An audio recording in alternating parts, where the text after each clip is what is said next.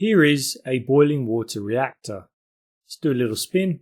It's long and cylindrical in shape, and it would sit normally within what's called the dry well within the containment building.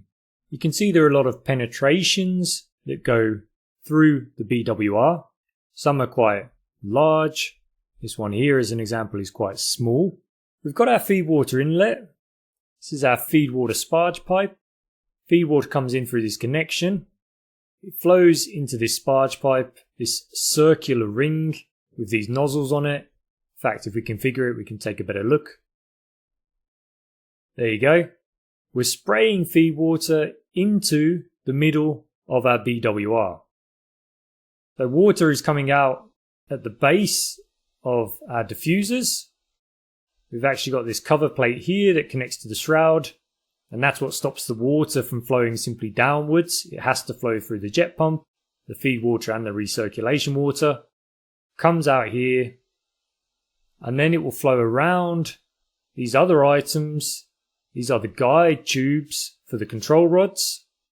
What you have to realize is that the water's coming out through the diffusers at the bottom and is then going to turn around 180 degrees and flow upwards through our fuel assemblies. There'll be hundreds of these fuel assemblies, and as the water flows, it's going to become heated.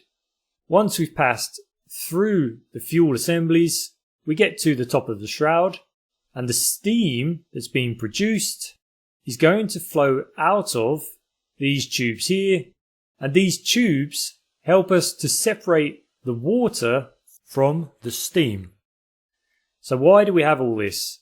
We have this because the steam is quite wet. When you think of steam, you might think of it as having a white, fluffy, cloud-like appearance.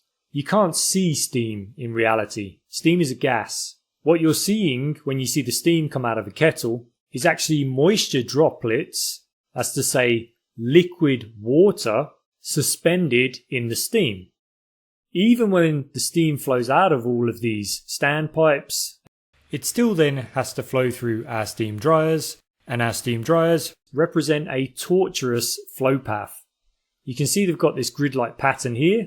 This represents quite a hard flow path for the water molecules to flow through.